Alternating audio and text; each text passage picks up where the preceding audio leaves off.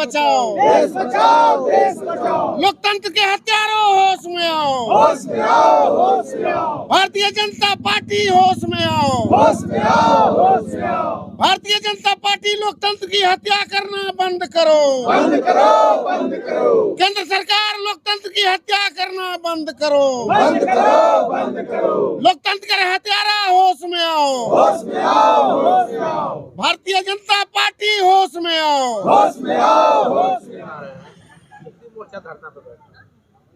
नहीं, देखिए, अंबेडकर जी को याद हम लोग करते हैं कि हमारे देश के जो नियम कानून आइन है, संविधान है, और उसी के तहत लोकतंत्र है, और इस लोकतंत्र की लड़ाई का ये समय काल है। इस वक्त में बाबा साहब को जो सच्ची श्रद्धांजलि होगी वो है कि संविधान में दिए गए अधिकार, नागरिक अधिकार, बोलने का अधिकार, जीने के अधिकार, इनके साथ जो लगातार खिलवाड़ हो रहा है उसके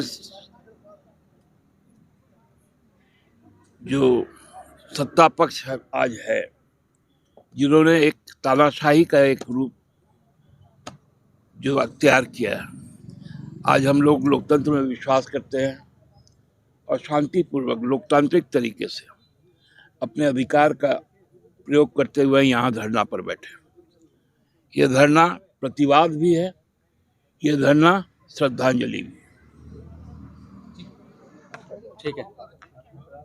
ऐसे देखिए, आज संविधान के निर्माता बाबा भीमराव अंबेडकर की 133वीं जयंती है और आज हम लोग केंद्र की भाजपा की सरकार, जो लोकतंत्र की हत्यारी सरकार है, उसके खिलाफ में आज संविधान बचाओ, देश बचाओ नारे के साथ बापू वाटिका के समक्ष एक दिवसीय धरना पर बैठे हुए हैं।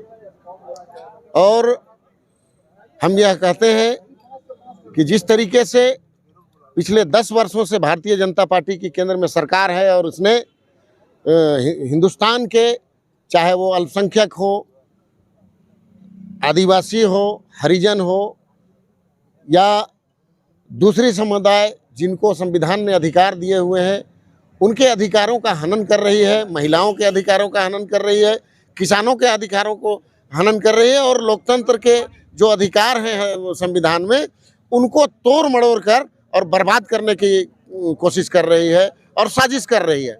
इनके लोकसभा के सांसद वगैरह भी अब खुलेआम मंचों पर बोलना शुरू कर दिए हैं कि 2024 में भारतीय जनता पार्टी की सरकार जब आएगी तो हम इस संविधान को पूरी तरह से बदल देंगे और यहाँ नया संविधान लागू होगा और लोकतंत्र खत्म होगा, राजतंत्र की तरफ ये देश चला जाएगा। तो हिंदुस्तान के 140 करोड़ जनता जो है वो निरीह प्राणी की तरह एक आदमी की तरफ दौड़ेगी, एक आदमी का अधिकार होगा। इस तरह का जो साजिश किया जा रहा है उसके खिलाफ में हम लोग आज एक दिवसीय धरने पर बैठे हुए हैं। वन नेशन वन इलेक्शन की बात कर रही है भारतीय जनता पार्टी, मैनिफेस्टो में जो उन्होंने जारी किया है उसमें। देखिए, Bharatiya Janata party no nation no election के ओर बढ़ रही है। यहाँ कोई देश नहीं रहेगा और ना कोई इलेक्शन होगा। ये साजिशकर्ताओं की पार्टी है और साजिश के बल पर इन्होंने 10 सालों में हिंदुस्तान को पिछले 20 साल 30 साल ढकेल दिया है पीछे। और जो प्रगति की जो गति थी, हिंदुस्तान के डेवलपमेंट का जो स्पीड था, उसको इन्होंने तार तार कर दिया। इन्होंने जो हमारे देश के बड़े बड़े संस्थान हैं उनको ख़त्म कर दिया। आप देख रहे होंगे कि 2 आदमी बेचने पे लगे हुए हैं गुजरात के और 2 आदमी गुजरात के खरीदने में लगे हुए हैं। तो ये गुजराती गैंग से हिंदुस्तान को खतरा है। ये गुजराती गैंग संविधान को बर्बाद करना चाह रही है, इसको ख़त्म करना चाह रही है। इससे हिंदुस्तान की जनता सचेत रहे, इसी संदेश के साथ आज हम लोग बैठे हुए हैं। आंदोलनरत हैं। पिछले दिनों किसान आंदोलन में थे तो 1000 के करीब किसान शहीद हो गए। वो किस लिए बैठे थे धरना में और आंदोलन में? उनके अधिकारों का हनन हो रहा था। देश का लाखों करोड़ों किसान गलत है और नरेंद्र मोदी एकमात्र आदमी है जो सही है। ये बहुत साबित करना चाहिए। झूठ को इतनी बार बोलो कि वो सच साबित हो। ये जबरदस्ती का झूठा आश्वासन देते हैं। कोई आश्वासन आप हमें बता दीजिए कि इनके मैनिफेस्टो में जो इन्होंने 10 साल पहले जो दिया था कि 15 लाख रुपये सबके खाते में आएंगे, 2 करोड़ लोगों को नौकरी होगा, और उसके बाद सेना को देख लीजिए आप, सेना को खत्म करने का साजिश ये लोग कर रहे हैं।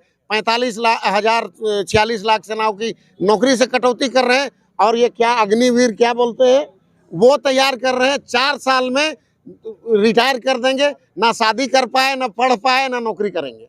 ये साजिश किया जा रहा है। हिंदुस्तान को सैन्य शक्ति को भी खत्म करने का साजिश किया जा रहा है। किसानों की शक्ति को, जो अन्नदाता है हिंदुस्तान के 80% जनता जो कि गाँवों में बसती है, किसान है, उसको ये तार तार कर रही है। तो ये सब साजिश नहीं है तो और क्या है? ये जुमलों की पार्टी है, जुमलेबाजों की पार्टी है। इनके जुमलों से सतर्क रहने की जरूरत है। यही हम हिंदुस्तान की जनता को संदेश देना चाहते हैं।